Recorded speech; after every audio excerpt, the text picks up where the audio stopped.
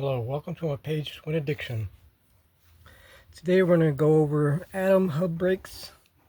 You might have seen these on the Krates from 68 to 73. They had them on the front brake. And then you'll see them on the Tandems. You'll see them on the Twin Cruiser 5, like around in the Spitfire, the 26-inch beach cruiser Spitfire.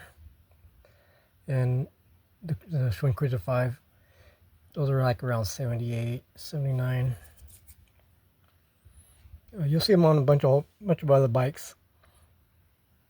But right here, we have just a little overview of what it looks like and how to take them apart and service them. Atom hub, I think they might have been around for a while. I was trying to look up some history on them, but I really couldn't find nothing on them other than another company called Maillard Hub Atom, and they're out of France. They might have been the same thing, but they were just showing like the regular small little hub. The front hub wasn't an atom drum brake. And this right here is an atom. Let's see, it says atom on the front side. This is a rear. The Atoms they had hubs for the rear and they had a hub for the front, like on the Crate. This right here is a 36. It's a 36 spoke, so it'd be like 18 holes on one side, 18 on the other. Well, what I'm doing with this one is the front ones are rare and hard to find for a 36. I could probably use a Crate, but I think the cover is a little bit different. This is what a Crate looks like. In the Crate, you can see it has 1, 2, 3, 4, 5, 6, 7, 8, 9, 10, 11, 12, 24. This is a 24 spoke rim. So you can see 1, 2, 3, 4, 5, 6, 7, 8, 9, 10, 11, 12, and 12, 24. So this is for a Crate, and you can tell the cap looks different. It has a little notch right here, and then you have like a little screw that sticks into the fork, and then when you put the brake on, this slides into that little screw to kind of hold it. But like on a 26-inch, they added a brake arm, so they don't have that little notch right there for it's called a stopper bolt.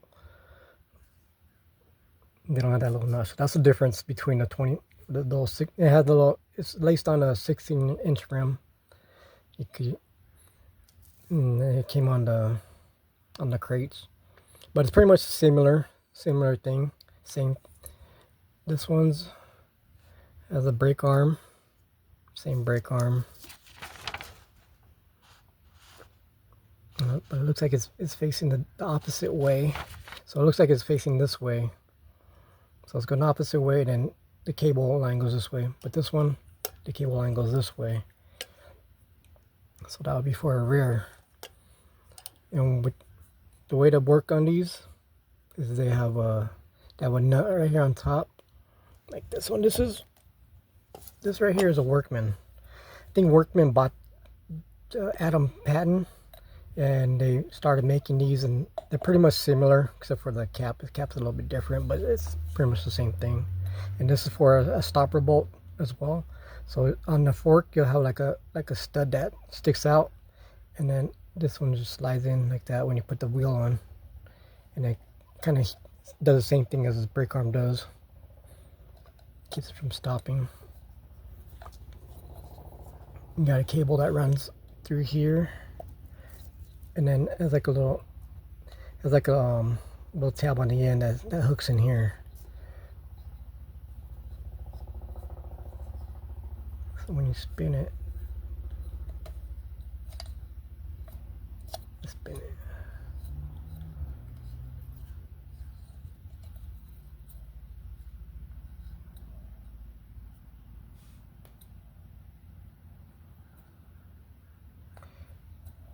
and then the cable just pulls his arm when you're rolling, and it pulls it and stops it. So to take these off, there's just this nut right here. You free that up. I use a crescent. Crescents work just as fine. You can use a black wrench or whatever. You take this nut off. And it's the same for both. For the atom, it's the same thing. Because this technically is an atom, but made by workmen. And then just slides off.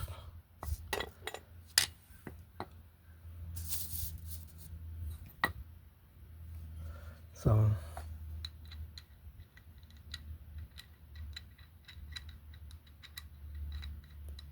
and that just slides off like that. So when you take that nut off, this just comes out.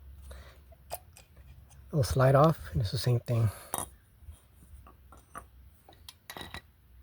As you can tell, the same inside. They're similar. They changed the design. This has 3 lines, whatever. And this is like a full single piece. This is a full single piece because it's all attached. It's like molded to the same, and it has the mold marks in the bottom. This back, it has a back plate that's got pressed onto it. It's a little bit different. They changed the design when they bought it. So this is a back plate that got pushed on, but it has 3 arms.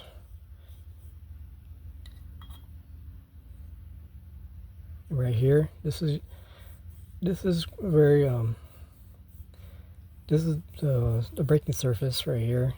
When you get, I've seen people get these chrome, and they accidentally chrome the inside, and then their bikes don't stop. It just slides. So you don't want to get this chrome. When you get it chrome, make sure it stays on the outside, not in the inside. You don't need it. No one's gonna see this anyway, so you don't need to get this chrome. I had to go and kind of roughen it up for them, so that this is your brake pads, and so if it's chrome, it just slides out. It doesn't get no braking service. It's too slick for it, so I'll go roughen that up. And what happens is when you pull the brake, your brake lever, it pulls this. These expand out. So this spins right here. You can see it spinning. You can see it expanding out.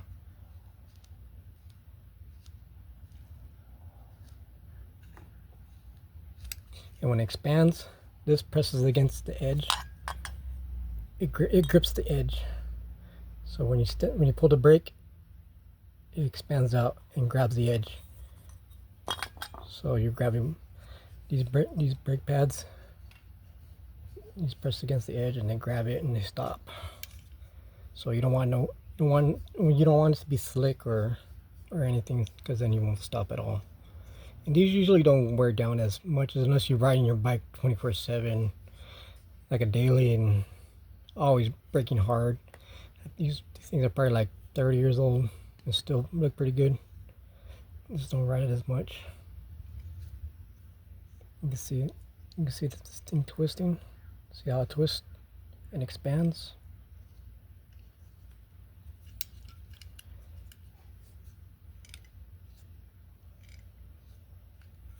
Sometimes these break and you have to replace these, and you can't. It's hard to find these springs and replace them. They're real hard to replace. I think I replaced this one already.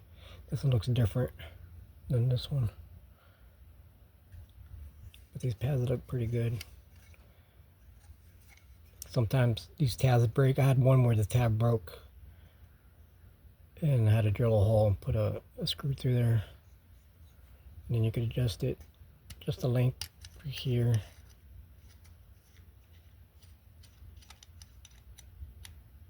Go farther in, farther out.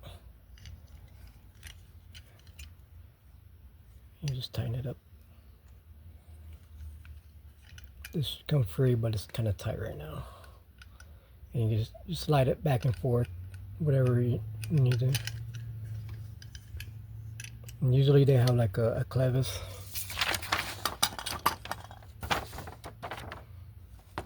You have a clevis like this, and then your brake cable will go through here. See, it's like a little hole. Your brake cable will go through there, and you just tighten it up, and it clamps on. There's like a little hole right there for your brake cable. And this right here, this little pin, will go on the edge right here through this hole. So here's a Workman. They bought out Atom, and then they took the design. They're basically the same. This is for a front. You can tell the difference between the front and the rear, because it's the front one's a lot thinner. The rear is it sticks out more. So it's just going to be a little bit wider. This was a rear, but I cut the threads out to make it a front. So you had the threads, and then you put a free wheel on there. But I cut that off. This little cup right here was up in here. So when I cut that off, I pulled the cup out and stuck it. You make it wide enough and stick it in there.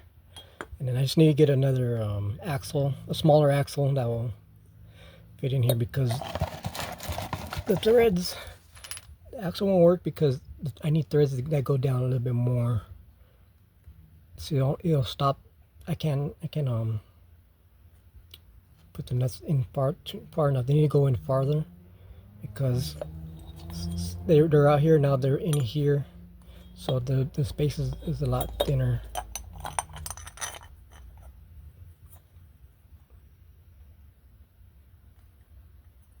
I don't think it's gonna work.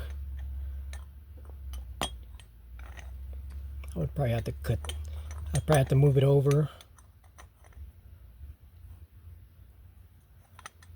And cut the edge off or something. I'll find a front hub. But on the front one, another one you could tell if it's the front is it has these things right here. These are for a speedometer. Let me see if I have one.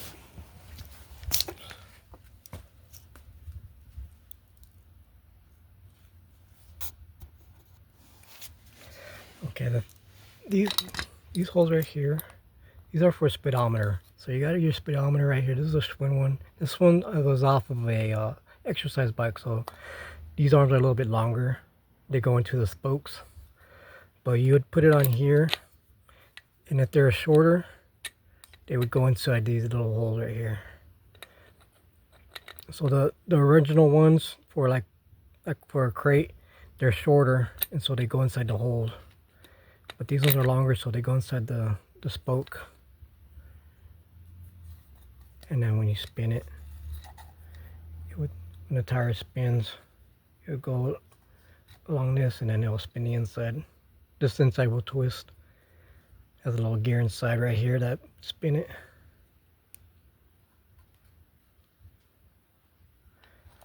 But this is a front one. You could tell the front ones had these. Same thing on the Krates. There would be like little holes right here. You could barely. There would be like little square holes, and then those will fit inside. But this is like a Schwinn exercise bike. It says 20-inch. So that's the difference between a front and a rear. The rears are a little bit wider. The rears have this little the threads on it. The front ones, you can see the difference. They're a lot thinner. Even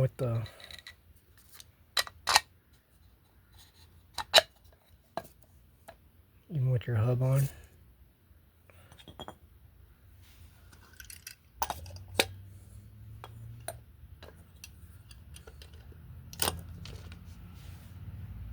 You can see the difference, the width of them.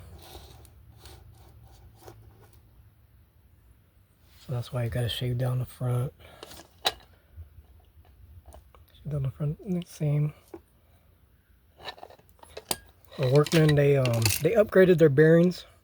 They put seal bearings in there,